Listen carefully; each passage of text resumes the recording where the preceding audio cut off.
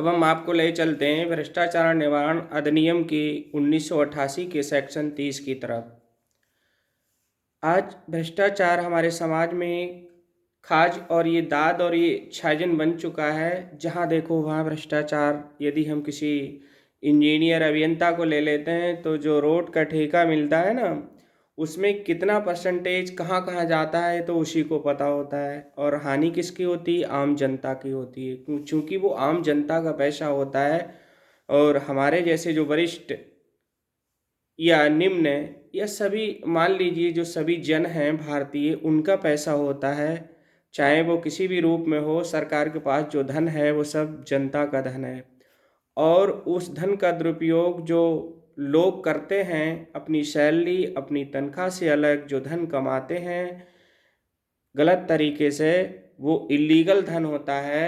और ऐसी जो उनकी कमाई होती है वो इलीगल होती है। और ऐसी कमाई के लिए भी, किसी भी लोक सेवक की ऐसी कमाई के लिए हम चैलेंज कर सकते हैं। आय से अधिक उस पर हम उसकी शिकायत कर सकते हैं कि इस पर आय से अधिक इतनी प्रॉपर्टी कहाँ से आई।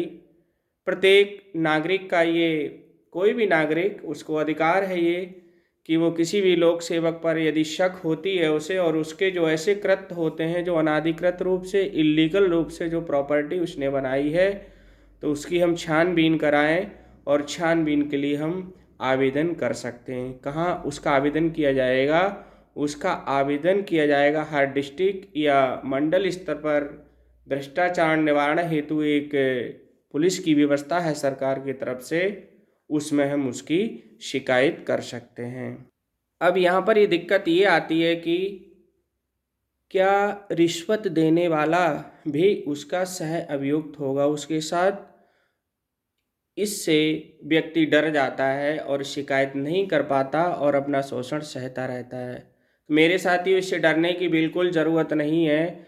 यहाँ पर हमें 1988 भ्रष्टाचार निवारण अधिनियम की सेक्शन 30 हमारी रक्षा करती है। और वो अधिकार देती है कि जो व्यक्ति शिकायत करने वाला होता है, या जो पीड़ित होता है, या जिसने रिश्वत दी है, उस लोक सेवक के लिए वह दंडित नहीं किया जाएगा और वह सह अपराधी नहीं होगा।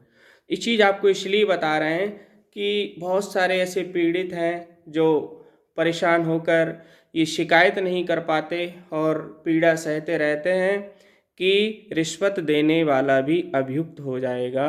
तो ऐसी स्थिति में उक्त निवारण अधिनियम की धारा 30 हमारी रक्षा करती है।